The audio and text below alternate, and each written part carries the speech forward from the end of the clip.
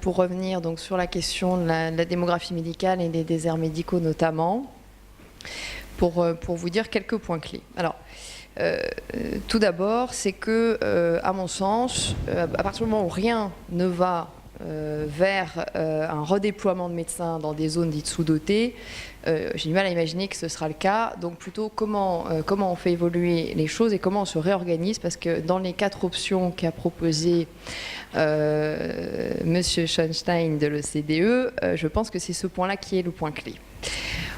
On a évoqué l'action du regroupement, je pense que c'est quelque chose d'irrémédiable, parce que là aussi on a plusieurs arguments qui vont dans ce sens-là. Tout d'abord les moyens techniques.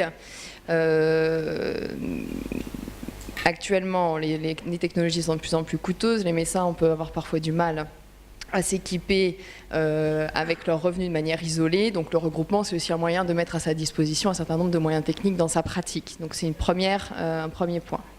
Vous avez aussi les moyens d'organisation. C'est aussi de plus en plus difficile pour un médecin seul de financer du temps de secrétariat, de financer des personnes qui vont pouvoir faire des tâches administratives pour lui libérer, lui permettre de se concentrer à son temps médical. Donc là aussi, première option, c'est de se regrouper. Sur la permanence des soins également, on a évoqué l'évolution du temps de travail, la féminisation et effectivement une difficulté pour un seul médecin de couvrir 7 jours sur 7 le suivi de ses patients. Le meilleur moyen, c'est d'être à plusieurs pour permettre une permanence des soins, que ce soit donc les jours de semaine, comme la question de la permanence des soins là en soirée, la nuit. Le développement de l'éducation thérapeutique, qui est quand même quelque chose qui est aussi en train de s'ouvrir et de se généraliser un peu plus, et quelque chose qui implique d'autant plus de coordination pluriprofessionnelle. Et donc là aussi, il y a tout intérêt à se regrouper. Donc je parle d'un regroupement finalement assez large, comme on l'a évoqué, c'est-à-dire ça peut être des regroupements de même spécialité. Ça peut être des regroupements pluriprofessionnels.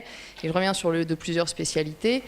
Pour le dernier point que je n'ai pas encore évoqué, qui est l'hyperspécialisation de chacun, y compris en médecine générale, où un généraliste va aussi avoir maintenant tendance à être orienté un peu pédiatrie, nutrition, vasculaire ou d'autres activités.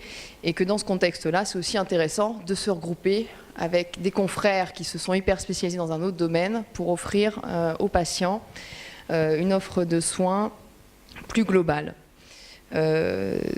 Donc, j'avais presque envie de dire que probablement qu'à un moment donné, l'exercice tout seul, ce sera fini. On a par ailleurs la question de l'aménagement du territoire qu'on a évoqué. Moi qui, pour le coup, travaille actuellement dans le public, dans un système public de psychiatrie qui était quand même un système avec une sectorisation importante, vraiment avec une répartition de professionnels sur le territoire pour permettre une couverture de prise en charge psychiatrique pour la population. Là, du côté public, les services se regroupent en pôles, certains CMP même ferment. Moi qui suis du public, j'ai toujours eu du mal à comprendre pourquoi est-ce qu'on disait du coup que c'est à la médecine libérale d'aller faire le service public là où le public lui-même partait. Donc là, c'est pour le côté médecine publique. Mais bien sûr, c'est vrai pour les services publics, on l'a évoqué, bien sûr la SNCF, la Poste, l'Éducation nationale, tout le monde part. Comment peut-on imaginer que c'est un médecin libéral qui, lui, va tenir un service public pour la santé quand tout le monde part ? Et là-dessus, ça ne veut pas dire qu'on va laisser les pauvres gens sans prise en charge non plus. On entend aussi souvent parler du coup que l'arrivée des nouvelles technologies, on en parlait ce matin, je pense plus là aux technologies côté communication, avec notamment la télémédecine. On a plutôt tendance des fois à entendre que c'est un outil qui va permettre à des médecins d'exercer en zone sous-dotée avec moins d'isolement.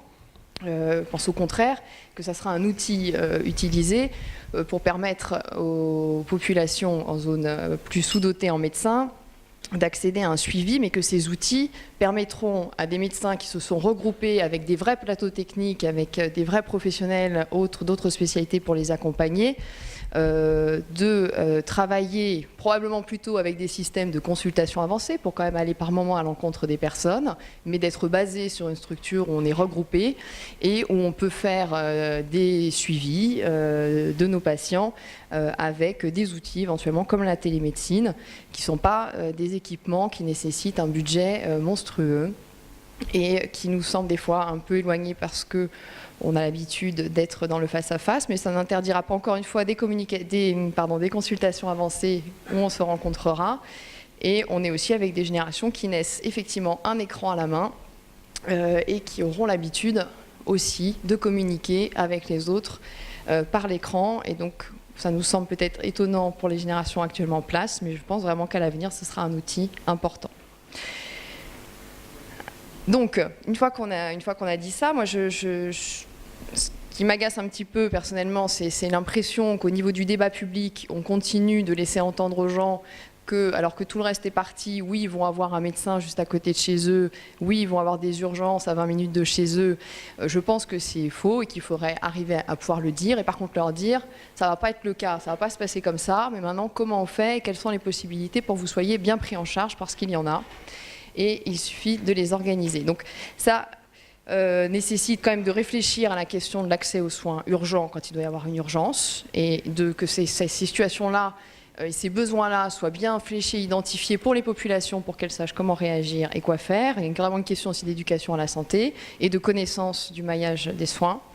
Il y a bien sûr la question après du transport, parce qu'il faut pouvoir proposer aux usagers du système de santé qui en ont besoin d'être transportés et d'être amenés jusqu'aux professionnels.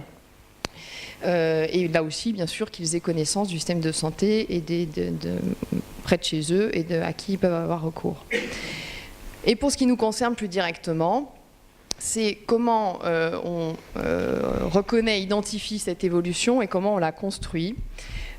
Parce que là, il y a une nécessité de construction entre nous et de coordination qui dépasse juste la médecine libérale et qui va vers le libéral, l'hospitalier public, l'hospitalier privé, et qui est de comment on se regroupe pour améliorer l'offre de soins qu'on peut proposer à nos patients, et surtout la qualité, avec quand même les moyens techniques requis actuellement de la médecine contemporaine. Plutôt que de rester chacun dans son coin jusqu'à ce que certaines structures dépérissent effectivement, avec une perte de motivation des médecins, avec des jeunes qui ne trouvent pas attractifs certains regroupements, certains lieux d'exercice, et qui en appellent, me semble assez dit, effectivement, chez les jeunes, qui appellent à de meilleures coordinations, des regroupements pour travailler plutôt à plusieurs, une certaine qualité de vie, et en même temps la possibilité d'exercer la médecine qu'on leur a appris, donc avec des moyens technologiques suffisants.